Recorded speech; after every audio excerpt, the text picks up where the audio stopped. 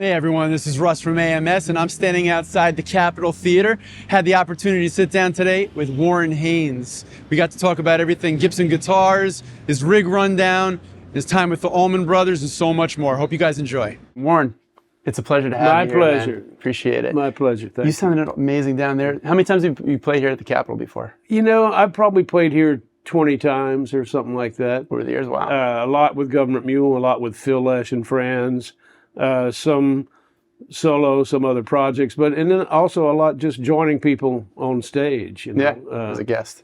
It's a great venue. Love this place. So when you were doing a sound check, you were playing one of your, I definitely heard one new song. From now on, or from here on out? Yeah. That's a new song from the new record that we've played it a handful of times. We're still rehearsing it and kind of solidifying it a little bit. But yeah, the record comes out November 1st, and yeah. I'm psyched about that. So with your new album, you have a song that you unearthed with you and Greg wrote together, Greg Allman, right? Yes. How'd that come about? Well, Greg had started this song called Real, Real Love, okay, and he never finished it. He showed it to me a long time ago, but it just kind of fell through the cracks. You know, we were working on a lot of music together at that time, but we never finished that one. And from what era is that? I'm not sure how far it goes back. It may go back even further than I know. But I remember him showing it to me, and I remember when we were writing at his house one time I spent like 3 days down there. We wrote Desdemona and High Cost of Low Living and Old Before My Time. That was all written during that time period. And I remember seeing the lyric sitting on his piano or something at the time and kind of forgot about it. And then recently, Bert Holman, the Allman Brothers manager, sent me a copy of it and said, "Do you remember this tune?" And I was like, "Yeah, I do. I don't know if there was music for it." Mm-hmm. It was just a lyric that Greg had started and never even finished the lyric. Okay. So I decided to finish it in his honor and try to write it in a way that would kind of honor his style and the way he would want it to be finished. So I added music and a melody and added some lyrics to it and recorded it in the studio with Derek Trucks, and it really turned out great. I'm really, really glad that we did. And he's featured on a couple of the tracks, He's on 3 songs on the main CD and a 4th song that's on the vinyl and the deluxe edition. And so how do you pick the tracks that you want, you know, him coming in? Was he collaborating on the songwriting process, or was it like the song was baked and you're like... 2 of them he and I wrote together. Again, I guess I like to do things in threes. We spent 3 days at Derek's place writing music, and 2 of those songs we recorded for this record. One is called Hall of Future Saints, and one is called These Changes. These Changes opens the album, mm-hmm. and Hall of Future Saints closes the album. And the song that he played on that I finished that Greg had started, which is called Real, Real Love, is right in the middle of the record. So it just kind of turned out that way. Yeah. But it was great having him in the studio with us for a couple of days. And it was the first time that we've collaborated in the studio since the Allman Brothers stopped playing. Wow. And then there's another tune that he and I wrote a long time ago called Back Where I Started, that the Derek Trucks Band recorded with Susan Tedeschi singing it before Tedeschi Trucks Band existed. Mm-hmm. And it's a beautiful song, and they have a great version of it. But we had talked about me doing it going all the way back to when it was first written. And so I thought it kind of wanted to make an appearance on this record. So we did a version of that is on the vinyl and on the deluxe edition. It's kind of the only acoustic tune out of the whole batch. Okay. You know? Now from the is it live track together, like a live band with him, or are you doing? Yeah, we love to record together, everybody in the same room. That's just my favorite way of recording. Whenever possible, that's what we do. You know, I've been part of some great records where I did my part in another studio somewhere after the fact, and it's still possible to make great music that way. but it's more fun and exciting, and I think the results are better when you have everybody kind of staring each other down in the studio. For sure. You know, you guys are like kindred spirits, and I'm sure people have called that out. Like you think Warren, you think Derek. There's so many times a synergy between the two of you. We played together hundreds of times, and that obviously makes sense. Yeah. But I definitely think there's something that's like deeper connection in terms of your music. You have anything that you attribute it to, like just other than longevity? Well, you know, we've known each other since he was 11 years old. And then in the old days when Government Mule first started, the Derek Trucks Band opened a lot of our shows. I played on several songs on his solo records here and there, sang on some of his stuff. And then when we wound up in the Allman Brothers together, that band stayed together for 14 years, which is the longest any incarnation of the Allman Brothers has ever stayed together. So the chemistry that we already had was great, but then to build on that for 14 more years was pretty amazing. Yeah, sure.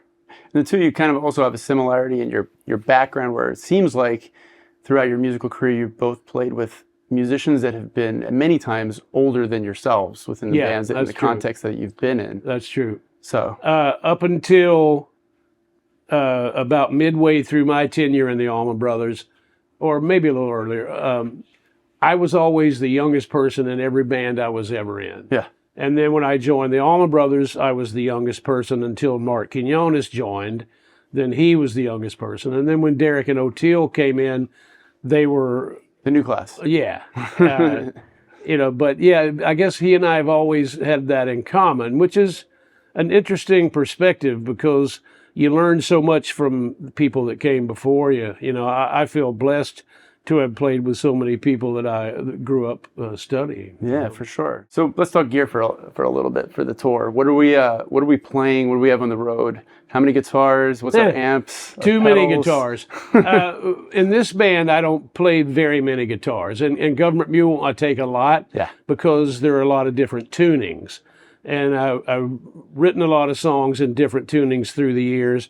And since in Government Mule, since we do a different set list every night, we never know which songs are going to be played when. So they all kind of have to be on the road and ready to go.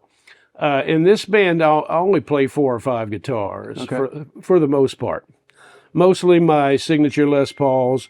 335. I have this new Paul Reed Smith guitar that Paul sent me that is really gorgeous. That I've been playing some. It's a prototype, and I'm working on some prototypes with Gibson, an upcoming Les Paul with P-90s, and an upcoming Firebird with 3 P-90s. So I'm about to delve into P-90 world pretty hard because I'm excited.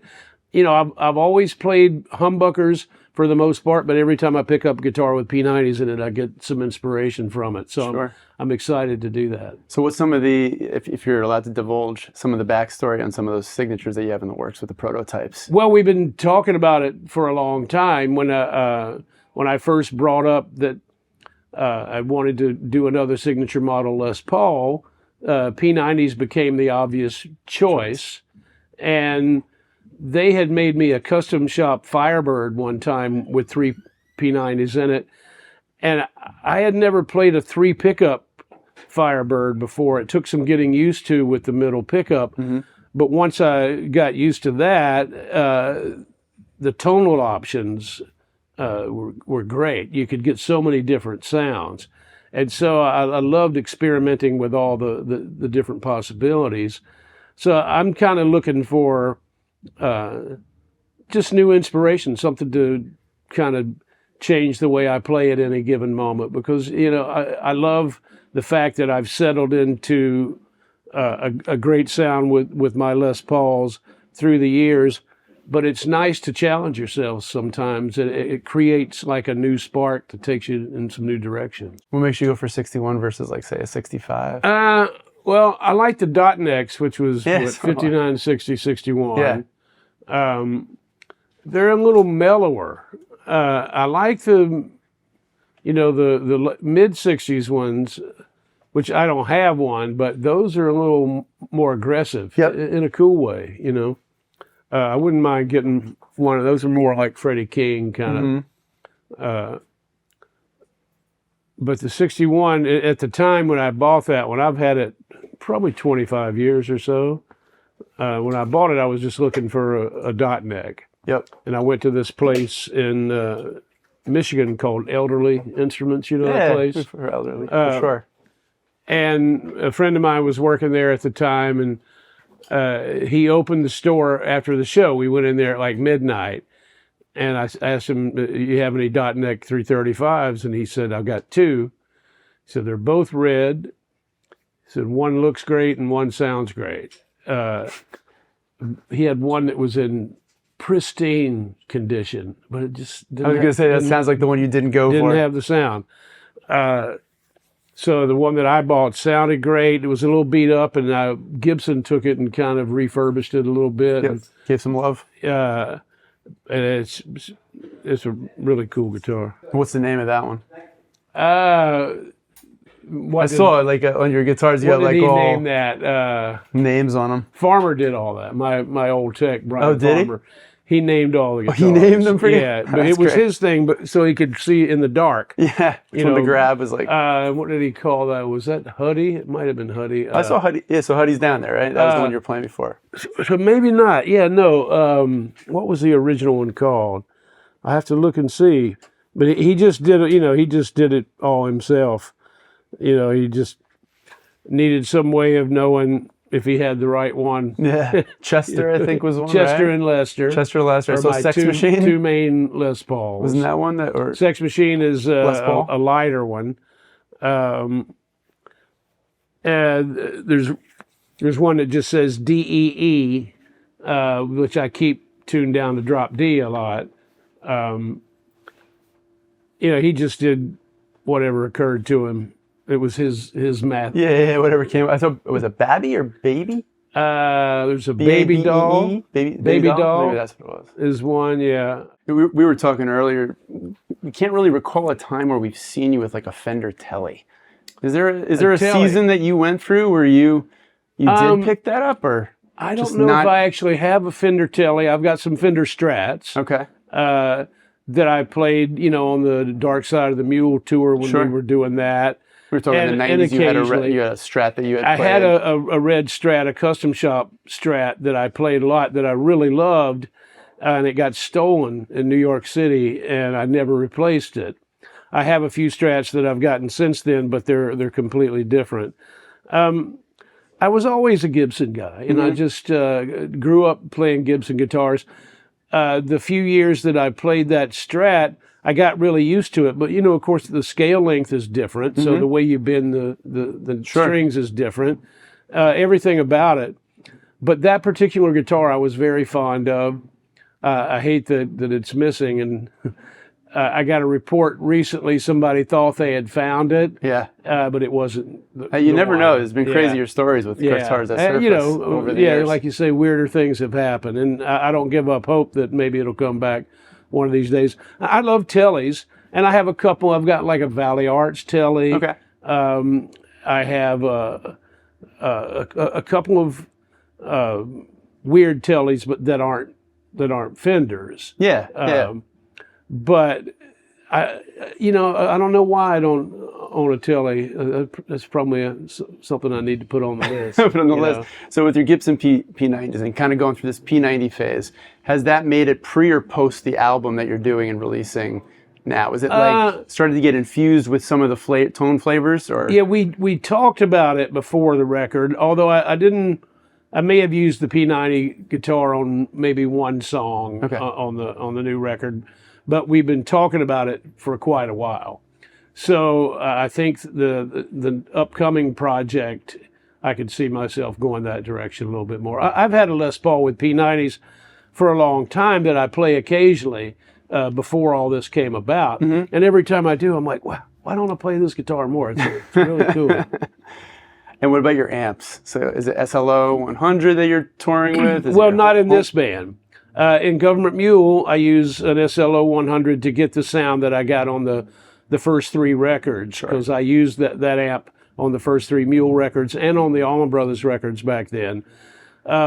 But then I started experimenting with some Marshalls, some old Marshalls that I've had for a while. In the old days, I used a Cesar Diaz amp that he had built for me, custom.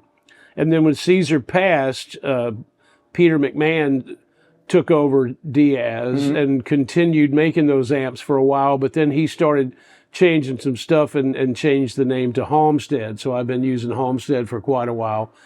Kind of the way I look at it is like one amp is kind of taking up the Fender space and the other one's taking up the Marshall space. I never have them on at the same time. It's an either or on stage. In the studio, sometimes I'll have them both at the same time, but that's just so loud, I wouldn't want to do it on stage. So on this tour, I'm using a Paul Reed Smith amp that's the warmer, dirtier one, and the Homestead that's the clearer, more Fendery one. And I'm using 212 cabinets, two Paul Reed Smith 212 cabinets instead of 412s, because I'm trying to keep the stage volume down with this band, because it's a different animal. Yeah, different vibe. But I've been enjoying it. Sometimes I miss the 412 thing, but I don't want to get. I kind of want to make a separation between the Mule sound and the sound of this band. Sure. And pedal-wise, are you going more minimalist then? For the most part, my main stuff, I have a Klon Centaur. I have a stereo tremolo that I set for 2 different speeds. I have an octave divider, the old Boss Brown Octaver. I have a discombobulator, which is an envelope filter. A couple of different delays, and I still have this Texas Ranger, which is that the one with the 3 different levels controls on the right? Cesar Diaz made it. It was based on a Vox top boost, but he made it where you could boost the low or the mid or the high. And so I've been recently boosting the low, which kind of gives you this. Like the sound that Hendrix used to get. I'm not sure how he got it, but it was when he wanted his Strat to have that kind of woman tone sound a little bit. The sound that you get on a Gibson when you roll the tone control back. That effect kind of gives you that just by stepping on a pedal. But I really don't use pedals a ton. And my Rotosphere, which is a Leslie That's kind of a mainstay simulator. for you too. Yeah, right? I use that a lot. But I really prefer for 80% of the sounds to come just from the guitar and amp. No, that makes a lot of sense. So we'll end with kind of an off the beaten path question. Your Traveling Wilburys band. You name it. Who would you have in yours? Well, I love singing with Jamie Johnson and Lucas Nelson. We're on the new album. They're on the new record on a song called Day of Reckoning. Great song. Which Lucas and I wrote together. And Jamie and I also wrote a song called Go Down Swingin', which is on the new record. When we did the last Waltz tour together, it was so much fun. The way our 3 voices blend together, I really love. That's a tough one because I've played with so many amazing artists and musicians that it would be really hard to decide. Narrow it down. I need about a week to figure that out. Well, we got 3 of them, so 3 of the 5 ain't too bad. Yeah, okay. that sounds good. Hey, listen, we really appreciate your time. Great time with the show tonight, and good luck with the new album. Thank you. Thank you. Big thanks to Gibson Guitars and Warren Haynes. Hope you all enjoyed this. For more content like this, make sure you like and subscribe. And for all your musical needs, head on over to AmericanMusical.com.